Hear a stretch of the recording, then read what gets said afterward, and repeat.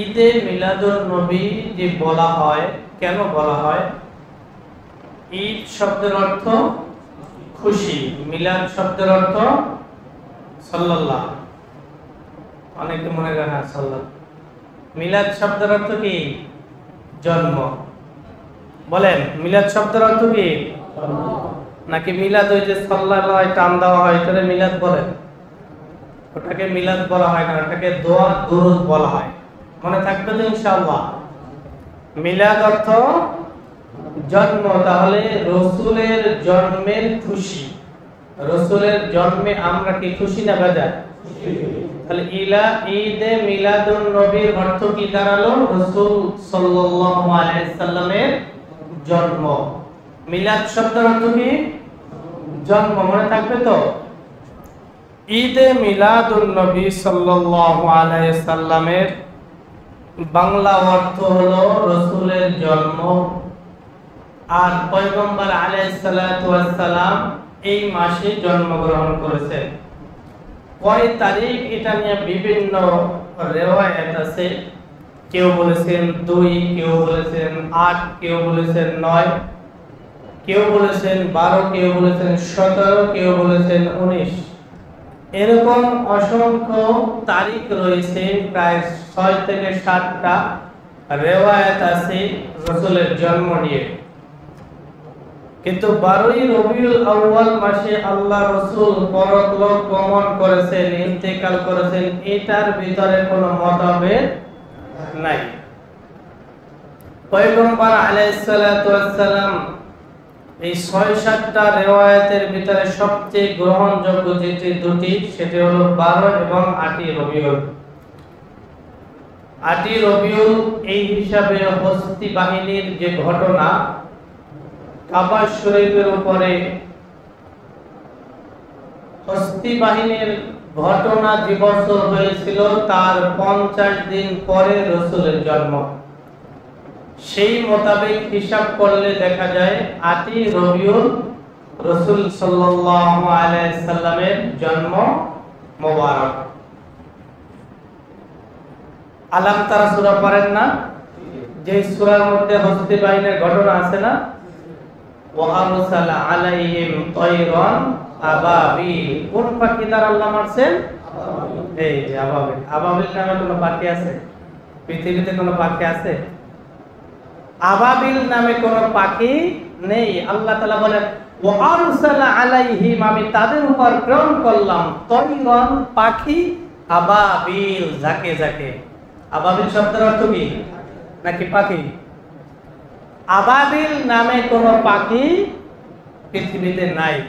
আবাবিল শব্দের অর্থ যাকে যাকে। তায়রান অর্থ কি? পাখি।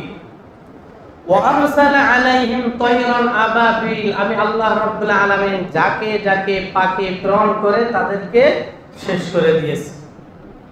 তাহলে আমাদের এখানে দুটি ভুল। একটা হলো মিলাদ। মিলাদ অর্থ কি বললাম? জন্ম। আর আবাবিল অর্থ যাকে যাকে, নাকি আবার বলবেন পাখি? আবাবিল পাখি। এটা একদম অনেকের কাছে প্রসিদ্ধ, কিন্তু এটা বিশুদ্ধ নয়। বিশুদ্ধ কোনটা? তায়রান আবাবিল। আবাবিল শব্দের অর্থ যাকে যাকে আল্লাহ তাআলা পাখি প্রেরণ করেছেন হস্তি বাহিনীকে ধ্বংস করার জন্য। তাহলে আমরা প্রসিদ্ধ বলবো না বিশুদ্ধটা বলবো? বিশুদ্ধটা বলবো ইনশাআল্লাহ। তো সেই মোতাবেক রাসূল পাক সাল্লাল্লাহু আলাইহি সাল্লামের জন্ম 8ই রবিউল। আবার কেউ বলেছেন না 12ই রবিউল, অধিকাংশ মুফাসসিরের মতে 12ই রবিউল। যাই হোক, এটা নিয়ে তো আর ঝগড়াঝাটি করার কিছু নেই। তবে যেহেতু হস্তি বাহিনীর 50 দিন পর রাসূলের জন্ম, সেই হিসাবে 8ই রবিউল এটা বিশুদ্ধ, আর 12ই রবিউল এটা প্রসিদ্ধ। কথা বুঝাইতে পারলাম? 8ই রবিউল এটা বিশুদ্ধ, আর 12ই রবিউল প্রসিদ্ধ। এটা নিয়ে এত মারামারি তর্ক বিতর্কের কোনো প্রয়োজন নাই। আল্লাহ রাসূল এই মাসে জন্মগ্রহণ করেছেন, এটাই আমাদের মুখ্য বিষয়। রাসূল পাক সাল্লাল্লাহু আলাইহি ওয়াসাল্লাম তার জন্ম ঈদে মিলাদুন নবী কখন থেকে শুরু হলো? আল্লাহর পয়গম্বর আলাইহিস সালাতু ওয়াস সালামের জীবদ্দশায় কখনো কোনদিন কোন সময়ের জন্য নিজের জন্মদিন পালন করে, এমনকি প্রসিদ্ধ বড় বড় সিনিয়র সাহাবীরা পর্যন্ত রাসূলের জন্মদিন পালন করেন নাই, কোনো আয়োজন করেন নাই, কোনো কিছুই আনুষ্ঠানিকভাবে কিছুই করেন নাই। আনুষ্ঠানিকভাবে কখন শুরু হলো? ইরাক দেশে, কোন দেশে? ইরাক দেশে মসুল শহরে। ইরাক দেশ মসুল শহর, শহরের নাম কি? মসুল। দেশ কোনটা? ইরাক।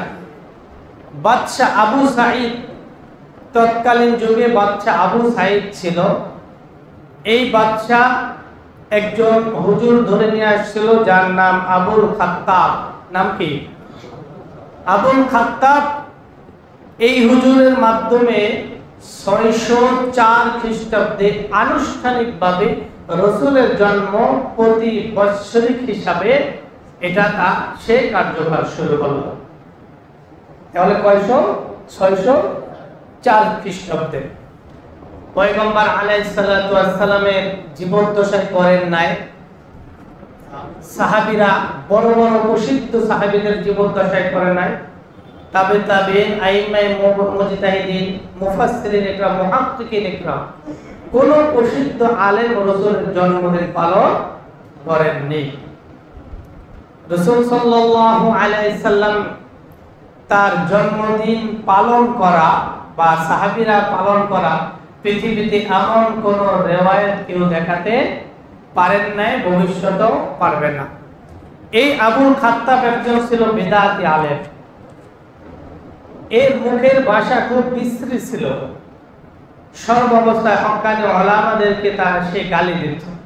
তো এমন একজন নামদারি সুন্নি আলেমকে ধরে নিয়ে এসে আল্লাহ রাসূলের মিলাদ অর্থাৎ এই জন্মদিন পালন করা শুরু করলো কত খ্রিস্টাব্দে? 604 খ্রিস্টাব্দে আনুষ্ঠানিকভাবে বাৎসরিক এটা পালন করা শুরু করলো। দেখবেন বর্তমান সময়ে বিদআতীরা তাদের শেষ অস্ত্র মুখের ভাষা খারাপ করা।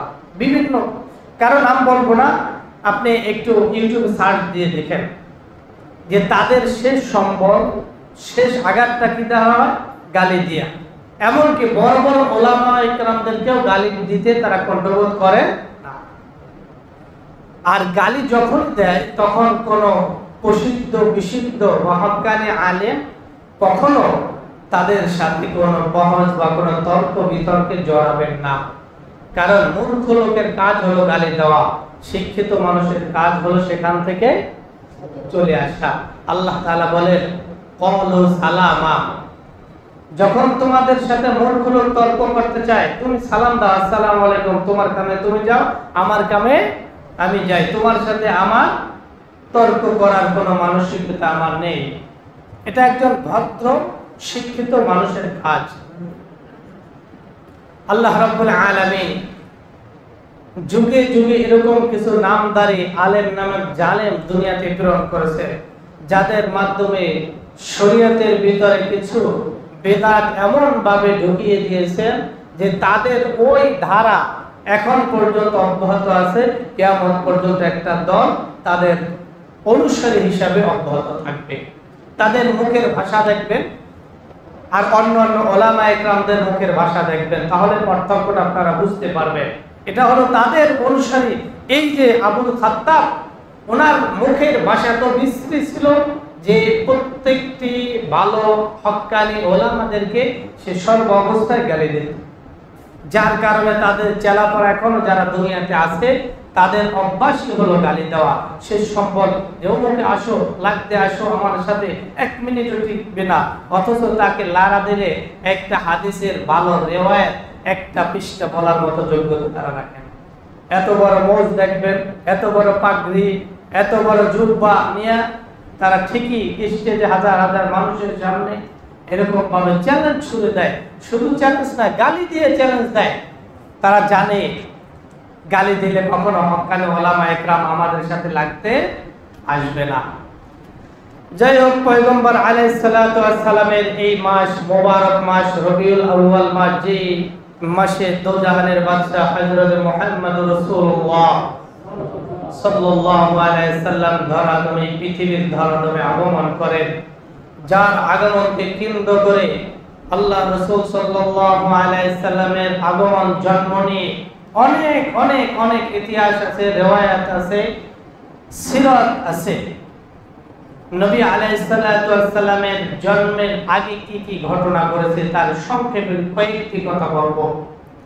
পয়গম্বর আলাইহিস সালাতু ওয়াস সালামের পিতা আব্দুল্লাহ, যিনি কুরাইশ বংশের সর্বকনিষ্ঠ সন্তান ছিল, সর্বছোট সন্তান ছিল, আল্লাহ রাব্বুল আলামিন হযরত আমিনার সাথে তার বিবাহ বন্ধনে আবদ্ধ করেন। পয়গম্বর আলাইহিস সালাতু ওয়াস সালাম আমিনা রাদিয়াল্লাহু তাআলা আনহার গর্ভে আসার পরে কিছুদিন পরে পিতা আব্দুল্লাহ ইন্তেকাল করেন। পিতা আব্দুল্লাহ ইন্তেকাল করে আরবের একটা প্রচলন ছিল যে স্বামী মারা গেলে বিধবা নারীরা কখনো সুগন্ধি ব্যবহার করতে পারবে না, সাজসজ্জা করতে পারবে না। একটা শোক এখনো আছে আরবের, এটা প্রসিদ্ধ ছিল যে কোন বিধবা মহিলার জন্য সুগন্ধি বা আতর এগুলো ব্যবহার করা সম্পূর্ণ কি ছিল? হারাম ছিল, নিষিদ্ধ ছিল। পয়গম্বর আলাইহিস সালাতু ওয়াস সালামের বাবা ইন্তেকালের পরে আল্লাহ রাসূলের মা বিধবা হয়ে গেলেন। আমিনা এখন ঘর থেকে দূরেও যেতে পারে না, কোনো কিছু ব্যবহার তো করে না, কিন্তু যখনই একটু বের হয় সমস্ত আরবের অলি গলি, তার বাড়ির আশেপাশে সমস্ত জায়গায় এত সুঘ্রাণ আসে যে পৃথিবীতে এমন সুঘ্রাণ আর কেউ কখনো শোনে নাই। সুবহানাল্লাহ। আরবের লোকজন বলা বলে শুরু করলো, আব্দুল মুত্তালিবের ছেলের বউ এটা কি করে, তার স্বামী নেই, সে তো সব পালন করবে, অথচ তার বউ এরকম সুন্দর পারফিউম, সুন্দর সুগন্ধি ব্যবহার করে তার শহরের ভিতরে ঘুরে বেড়ায়, এটা কি আব্দুল্লাহ দেখে না? মানে বিভিন্ন জনে বিভিন্ন কথা বলতে শুরু করলো। এক পর্যায়ে আব্দুল মুত্তালিব চিন্তা করলো, আমি যদি না বলি, আমার তো ছেলের বউ, সম্মান তো আমার, সর্দার সে, মক্কার কুরাইশদের সর্দার, সর্দারের ব্যাপারে যদি মানুষ এরকম কথা বলে তাহলে শুনলে তার খারাপ লাগার কথা।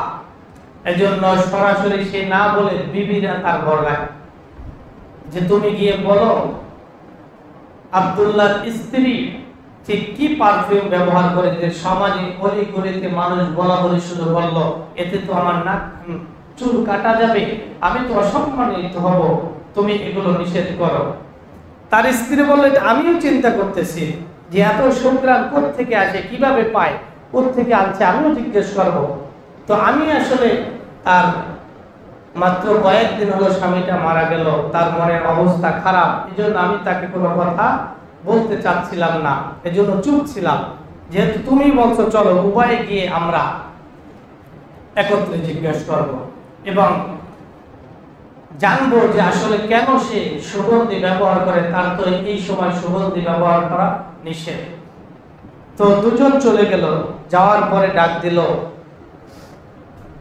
ডাক দেওয়ার পরে আল্লাহ রাসূলের মা আমিনা সামনে আসলেন, এসে যখন দাঁড়ালেন সুগন্ধিতে পুরা ওখানে ভরে গেল। সুবহানাল্লাহ। তো বলল, আমিনা তোমার কিছুদিন হলো স্বামী মারা গেল, আরবের প্রচলন অনুযায়ী তুমিও জানো আমরাও জানি সুগন্ধি ব্যবহার করা, পারফিউম ব্যবহার করে না সম্পূর্ণ নিষেধ মহিলাদের জন্য। তুমি যে কাজটা করতেছো, এই যে পারফিউম ব্যবহার করতেছো, না কোত্থেকে আনছো এবং কেন ব্যবহার করো? তুমি তো আমার নাক কান চুল কেটে দিবে, আমাকে তো সমাজের ভিতরে অসম্মানিত করবে, আমি তো নেতা, আমি তো সর্দার, তুমি যদি এগুলো না ছাড়ো তাহলে আমি তো আসলে সমাজে মুখ দেখাতে পারবো না। আমিনা চুপ করে দাঁড়ালেন, কথা শেষ, তার মুখের থুতু সামনে ফেললেন। থুতু ফালানোর সাথে সাথে এত সুঘ্রাণ বের হলো যে পৃথিবীতে তারা উভয় স্বামী স্ত্রীর এরকম পারফিউম, এরকম সুগন্ধি কখনো তাদের নাকে আসে নাই। সুবহানাল্লাহ। এবার ডাক দিয়ে বলেন, শ্বশুর শাশুড়ি, আব্বা আম্মা, শুধুমাত্র আমার থুতুর মধ্যে নয়, আমি কোনো পারফিউম ব্যবহার করি না। মক্কার যত সুন্দর পারফিউম আছে আপনার ঘরে আছে, আমি চাইলে ব্যবহার করতে পারতাম, কিন্তু আমার স্বামী কয়েকদিন হলো মারা গেল, আমি পারফিউম ব্যবহার করব, এটা আমার জন্য শোভা হয় না। ও বাবা এবং মা শুনেন, যেদিন আমার গর্ভে সন্তান আসলো সেদিন থেকে আমার শরীর থেকে এত সুঘ্রাণ বের হতে আরম্ভ করলো যে পৃথিবীতে এত সুঘ্রাণ আমার জীবদ্দশায় আমি দেখেছি, শুনেছি, নাকের কাছে নিয়েছি, কিন্তু এরকম সুগন্ধি আমার জীবদ্দশায় কখনো পাই নাই। সুবহানাল্লাহ। পাবে কিভাবে? এই সুগন্ধিটা কার? আল্লাহর না, নবী পয়গম্বর আলাইহিস সালাতু আসসালামের, তার গর্ভে দোজাহানের বাদশা, এজন্য এই সুঘ্রাণ আল্লাহ তাআলার পক্ষ থেকে আসতেছিল। সুবহানাল্লাহ। শুধু এটা নয়, আমার গর্ভে সন্তান আসার পরে আমার ভিতরে, আমার কপালে, আমার ললাটে এমন একটা আলো, এত একটা জ্যোতি আসলো, যেই জ্যোতি দ্বারা পারস এবং রোম সাম্রাজ্যের সব কিছু আমি দেখতে পাই। শুধু এটা নয় মা, আমি যখন পানি আনতে যেতাম, আগে তখন রশি দিয়ে তুলতে হতো, আর এখন যখন আমার গর্ভে সন্তান আসলো, এখন আমি যখন কূপের পাশে যাই, ওই কূপের পাশে যাওয়ার সাথে সাথে পানিগুলো অটোমেটিক আমার সামনে চলে আসে। সুবহানাল্লাহ। আরবের মহিলারা আমাকে হাত জোড় করে বলে, আমিনা, তোমার কলসি আমরা ভরে দেব, তোমার পানি তোমাদের বাড়ি আমরা পৌঁছে দেব, শুধুমাত্র তুমি একটু দাঁড়াও। তুমি যতক্ষণ থাকো ততক্ষণ পর্যন্ত পানি উপরে আসে, তুমি যাওয়ার পরে আবার আমাদের বালতি দিয়ে রশি দিয়ে তারপরে পানি উত্তোলন করতে হয়, কষ্ট হয়। এজন্য আমিনা, তোমার কোনো কাজ করতে হবে না, তোমার কলসি, তোমার মশক আমরা ভরে দেব, বাড়ি পর্যন্ত পৌঁছে দেব। তোমার কাছে শুধু একটা আবদার, তুমি একটু সময়ের জন্য এখানে দাঁড়াও, যতক্ষণ না আমাদের কলসিগুলো, আমাদের মশকগুলো না বড় হয়। সুবহানাল্লাহ। আমিনা রাদিয়াল্লাহু তাআলা আনহা দিনে বলেন, ও বাবা, ও আম্মা জান, শুনেন, পানি তো উত্তোলন হয়, শুধুমাত্র পানি উত্তোলন হয় না, আমার কানের কাছে কে যেন আওয়াজ দিয়ে বলে, আমিনা, তুমি কি জানো তোমার পেটে কাকে তুমি ধারণ করেছো? তুমি কেন এখানে আসছো? শুধুমাত্র তুমি বসে বসে হুকুম দিতে আমি তোমাদের, আমরা পানি তোমার দরজার সামনে গিয়ে উপস্থিত হইতাম। সুবহানাল্লাহ। পয়গম্বর আলাইহিস সালাতু ওয়াস সালাম আমিনা রাদিয়াল্লাহু তাআলা আনহার গর্ভে থাকাকালীন সামান্য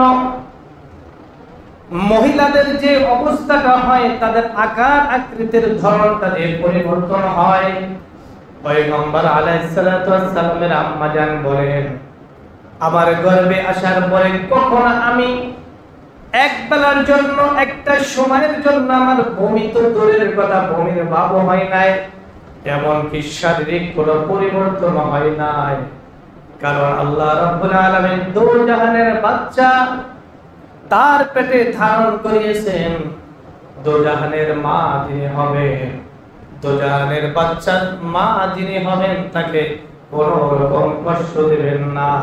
আল্লাহ রাব্বুল আলামিন এটাই চেয়েছেন, যার কারণে অন্য অন্য মহিলাদের গর্ভ অবস্থায় যা পরিবর্তন ঘটে, আমিনার ক্ষেত্রে তা ঘটে না। সুবহানাল্লাহ।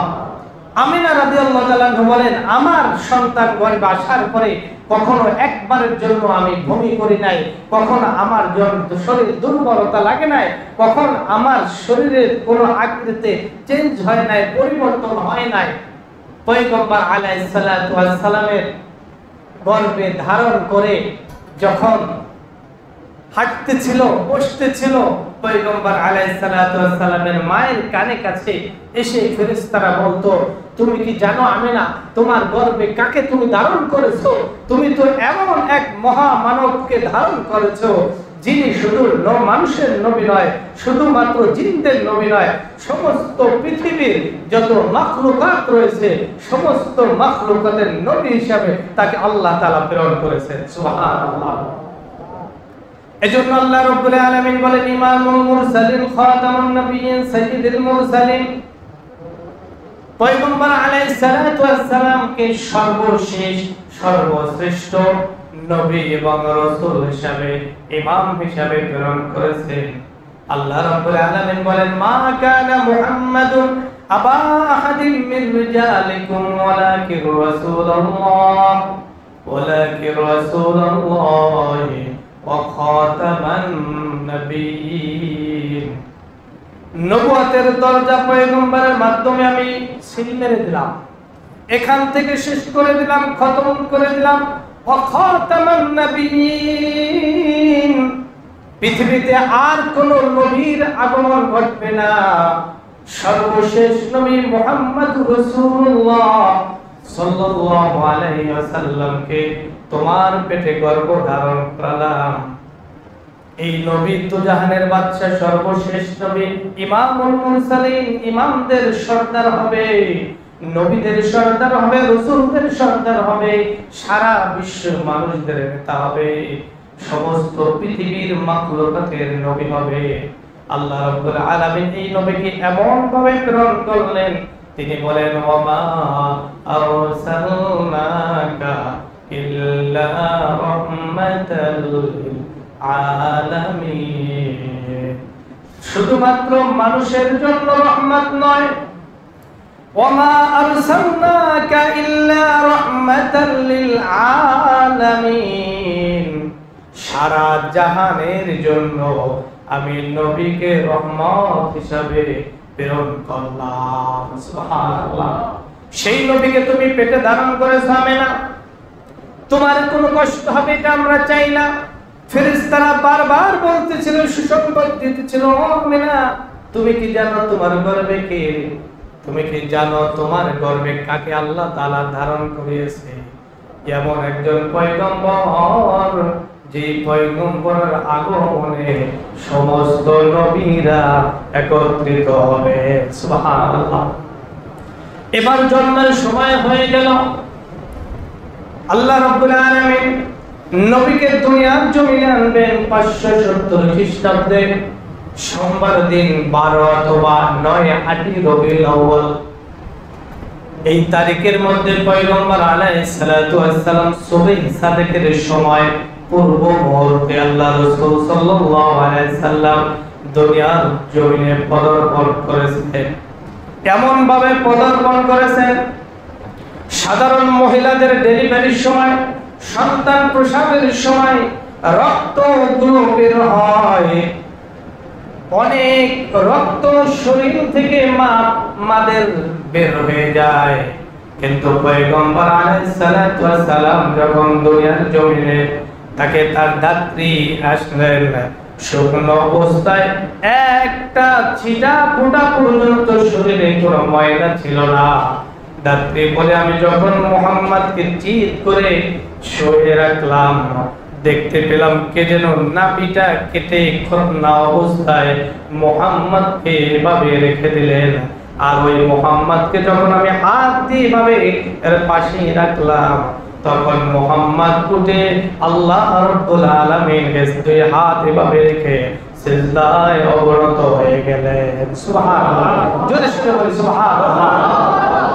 জন্মের পরে তার কোনো রক্ত ব্লিডিং কিছুই হয় নাই, এমনকি নাভি কাটার প্রয়োজন হয় নাই। নাভি কাটা খতনা অবস্থায় পয়গম্বর আলাইহিস সালাতু ওয়াস সালাম বের হলেন, বাচ্চারা হলে একটা দুর্গন্ধ হয়, এই দুর্গন্ধটা পর্যন্ত হয় নাই, এত সুগন্ধি বের হলো। দাত্রী বলতেছিলেন, পৃথিবীতে আমি আমার হাত দ্বারা অনেক সন্তানকে এভাবে ভূমিষ্ঠ করেছি, কিন্তু এরকম সন্তান আমার জীবদ্দশায় কখনো আমি দেখি নাই। সুবহানাল্লাহ।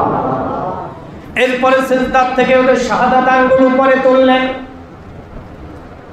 জন্মের সাথে সাথে সমস্ত আরবের পাহাড়গুলো থরথর করে কাঁপতেছিল। যেই সমস্ত রাজা বাদশারা ছিল তাদের প্রাসাদগুলো সবকিছু থরথর করে কাঁপতেছিল। এমনকি পয়গম্বর আলাইহিস সালাতু ওয়াস সালামের জন্মের পরে 1000 বছর অগ্নিশিখা যেগুলো জ্বলতেছিল, জন্মের সাথে সাথে সে অগ্নিশিখা অটোমেটিক ভেঙে গেল। সুবহানাল্লাহ। বাচ্চার 14টি পিলার খসে পড়ে গেল, ভেঙে পড়ল। পয়গম্বর আলাইহিস সালাতু ওয়াস সালাম দুনিয়ার জমিনে আল্লাহ তাআলা পদার্পণ করালেন, এইটাই জানিয়ে দিলেন পৃথিবীতে। সেই সময় কাবার ভিতরে 360টি মূর্তি ছিল, সমস্ত মূর্তিগুলো সিজদায় অবনত হয়ে গেল। সুবহানাল্লাহ। পৃথিবীতে যত মূর্তি ছিল সবাই সিজদা করলো, পাহাড় সিজদা করলো, গাছপালা তরুলতা সবকিছু সিজদা করলো। এমনকি আল্লাহ রাব্বুল আলামিন কোন ফেরেশতাকে কোন দিন কোন বিশেষ কোন বিষয়ের জন্য আল্লাহ তাআলা ছুটি দেন না। যেদিন পয়গম্বর আলাইহিস সালাতু ওয়াস সালাম দুনিয়ার জমিনে পদার্পণ করলেন, আল্লাহ তাআলা সমস্ত ফেরেশতাদেরকে ওই দিন ছুটি দিয়েছেন, আর সকলে একজন আরেকজনের সাথে আনন্দে মাতোয়ারা হয়ে উঠেছিল। সুবহানাল্লাহ। এক গাছ আরেক গাছকে বলে, জানো কে আসছে? দুজাহানের বাদশা। এক পাহাড় আরেক পাহাড়কে ডাকতে বলেন, এই জানো নি কে আসছে? সূর্য চন্দ্রকে বলে, চন্দ্র সূর্যকে বলে, তারকাগুলো এক তারকা আরেক তারকাকে বলে। এভাবে আল্লাহ রাসূলের জন্মের পরে একজন আরেকজনের সাথে কথোপকথন করলেন, আনন্দ মিছিল করলেন। ফেরেশতারা সমস্ত পয়গম্বরের রূমকে, তার বাড়িকে দখল করে আনন্দ উল্লাস করলো। পয়গম্বর আলাইহিস সালাতু ওয়াস সালাম শাহাদাত আঙ্গুল আসমানের দিকে এভাবে উত্তোলন করলেন। দাত্রী বড় এমন একটা আলো দেখতে পেলাম, ফজরের আগ মুহূর্তে মনে হয়েছে সারা বিশ্বে কে যেন আগুন জ্বালিয়ে আলোকিত করে দিয়েছে। সুবহানাল্লাহ। পয়গম্বর আলাইহিস সালাতু ওয়াস সালামের জন্মের কথা আব্দুল মুত্তালিব শুনে আব্দুল মুত্তালিব বলেন, আমার নাতিকে আমার কাছে একটু দাও, আমি একটু আমার নাতিকে দেখতে চাই। কারণ আব্দুল মুত্তালিব অনেক আগে থেকে জানতো তার সন্তান সাধারণ, এই আব্দুল্লাহর সন্তানটা কোনো সাধারণ সন্তান হবে না। এটা দোজাহানের বাদশাকে মোর নবী হযরত মুহাম্মদুর রাসূলুল্লাহ সাল্লাল্লাহু আলাইহি সাল্লাম, তিনি দোজাহানের বাদশা হিসেবে দুনিয়ায় আগমন করবে। আমিনা রাদিয়াল্লাহু তাআলা নাম করবে থাকতে স্বপ্নে আল্লাহ তাআলা দিয়ে গিয়েছিলেন আমেনা, এই সন্তান যখন জন্মগ্রহণ করবে তার মুহাম্মদ ও মুহাম্মদ নাম রাখবা। এজন্য জন্মের 7 দিন আগে 7 দিন পরে আকিকা এবং মুহাম্মদ নামে নামকরণ করে সমস্ত মক্কার বড় বড় সর্দার এবং সাধারণ মানুষদেরকে আব্দুল মুত্তালিব দাওয়াত দিলেন। দাওয়াত দেওয়ার পরে আকিকার দিন নাম প্রকাশ করলেন। সন্তানের নাম কি সকলে জানতে চাইলো। আব্দুল মুত্তালিব বলেন, এর নাম রাখলাম মুহাম্মদ, তার নাম মা রাখলো আহমদ। সবাই আশ্চর্য হয়ে গেল, কি ব্যাপার, এরকম নাম তো আর শুনে না। শুনছে নাকি? মুহাম্মদ অর্থ প্রশংসিত, কি, আর আহমদ হলো অধিক প্রশংসিত। মুহাম্মদ নাম এটা কেমন নাম সন্তান, এটা তো আমরা কখনো শুনি নাই। আব্দুল মুত্তালিব জবাব দিলেন, শোনো, এটা একটা নতুন নাম, এই নামটা আমি আমার নাতির করেছি যাতে আল্লাহ রাব্বুল আলামিনের প্রশংসা এই ছোট বালক করতে পারে। সুবহানাল্লাহ। মুহাম্মদ আহমদ নামের অর্থ প্রায় সেম, ঠিক আছে, বুঝে আসছে? মুহাম্মদ অর্থ প্রশংসিত আর আহমদ অর্থ অধিক প্রশংসিত। তো এই নামে নামকরণ এটা কার ফয়সালা? আল্লাহ রাব্বুল আলামিনের ফয়সালা। মুহাম্মাদুর রাসূলুল্লাহ সাল্লাল্লাহু আলাইহি ওয়াসাল্লাম এই নামটা কোরআনের দুইটা অথবা তিন জায়গায় এসেছে। আর আহমদ শব্দটা কয়বার আসছে? একবার। ইসমুহু আহমদ, তার নাম জন্মের পরে আল্লাহ তাআলা বলেন তার জন্মের পরে নাম রাখবা কি? আহমদ। এজন্য পয়গম্বর আলাইহিস সালাতু ওয়াস সালামের আম্মা জান তার নাম রেখেছিলেন আহমদ, আর দাদা আব্দুল মুত্তালিব নাম রেখেছিল মুহাম্মদ। মুহাম্মাদুর রাসূলুল্লাহ সাল্লাল্লাহু আলাইহি সাল্লামের এই আকিকার সময় আব্দুল মুত্তালিব অনেক আনন্দ করেছেন, এমনকি তার খুশিতে, জন্মের খুশিতে আল্লাহ রাসূল সাল্লাল্লাহু আলাইহি সাল্লাম যে দুনিয়ার জমিনে আসলেন, এই খুশি হয়ে আব্দুল মুত্তালিব তার বাদী ছিল, একজন বাদী, এই বাদীকে সে আজাদ করে দিয়েছিল। সুবহানাল্লাহ। যেই বাদীর দুধ পান করেছিলেন রাসূল পাক সাল্লাল্লাহু আলাইহি সাল্লাম। এরপর যে ঘটনাগুলো ঘটেছিল ইনশাআল্লাহ আমরা সামনের জমা আলোচনা করব। আমাদের পয়গম্বর, আমরা পৃথিবীতে আমাদের অনেক সাহিত্যিক কবির বই পড়াই, সন্তানদেরকে পড়াই কিনা বলেন? অনেক কবি আছে, অনেক সাহিত্যিক লেখক গবেষক, তাদের বই পড়ায়, তাদের জীবনী পড়ায়। কিন্তু আমাদের মুসলমান হিসাবে আমাদের উচিত ছিল জন্মের পরে আমাদের রবের পরিচয় জানানো এবং নবীর পরিচয় জানানো, নবীর জন্মের পরিচয় জানানো, নবীর জন্মের দিন তারিখগুলো শিখানো, তার জন্মের সময় কি হয়েছিল, আগে কি হয়েছিল, পরে কি হয়েছিল, এই সমস্ত জিনিসগুলো আমাদের উচিত ছিল সন্তানদেরকে শিখানো। নবীর জীবনী পড়ানো, সিরাতের অসংখ্য কিতাবাদি আছে, বাংলায় অনুবাদ সহ অসংখ্য কিতাবাদি আছে। আপনারা আপনার ঘরে একটা রেখে দেন, আপনার সন্তানকে বলেন যে এই সন্তান শোনো, বাবা শোনো, অথবা মা শোনো, তোমার রাসূলের জীবনে তুমি পড়ো। তুমি যেই নবীর উম্মত হিসাবে তোমাকে আল্লাহ তাআলা প্রেরণ করেছেন, ওই নবীর জীবনে তুমি আগে পড়ো, নবীর জীবন সম্পর্কে জানো। নবীর জীবন সম্পর্কে জানলে তাহলে তোমার জীবনে রাসূলের আদর্শ গ্রহণ করা সহজ হবে। কথা বলতে ঠিক কিনা? পারা যাবে তো? অন্তত একটা কিতাব, যে কোনো কিতাব, সিরাতের যত কিতাব আছে অসংখ্য কিতাব, তার মধ্যে একটা কিতাব আপনি কিনে ঘরে রাখেন, নিজে পড়েন, পরিবারকে পড়ান, সন্তানদেরকে পড়ান। নিজের শুধু সাহিত্যিকের কবির কিতাব, ওই যে বিভিন্ন বাউল মার্কা কবি আছে না, লেখক আছে না, এদের বই আপনি পড়তে পারেন, অক্ষরে অক্ষরে সন্তানরাও পড়তে পারে, কেনার জন্য ভিড় জমিয়ে ফেলে সিরিয়াল ধরে। কিন্তু পয়গম্বর আলাইহিস সালাতু ওয়াস সালামের জীবনী আপনার ঘরে একটাও খুঁজে পাওয়া যায় না। এটা মুসলমানদের জন্য অত্যন্ত দুর্ভাগ্যজনক, শুধুমাত্র দুর্ভাগ্যজনক নয়, অত্যন্ত দুর্ভাগ্যজনক। এজন্য আসুন এখান থেকে ফিরে এসে নতুন করে আমাদের পরিবারকে সাজাবো, যে পরিবারগুলো শুরু থেকে আল্লাহর পরিচয় জানবে, নবীর পরিচয় জানবে, নবীর রিসালাত সম্পর্কে জানবে, নবীর জন্ম সম্পর্কে জানবে, নবীর সিরাত সূরা উভয়টাই জানবে। আর এটা যখন জানবে, ছোট বয়সে যখন জানতে জানতে বড় হবে, তখন প্রাপ্ত বয়স যখন হবে, তখন রাসূলের সুন্নাত, রাসূলের আদর্শ এটা তার জন্য মানা সহজ হবে কিনা বলেন? এজন্য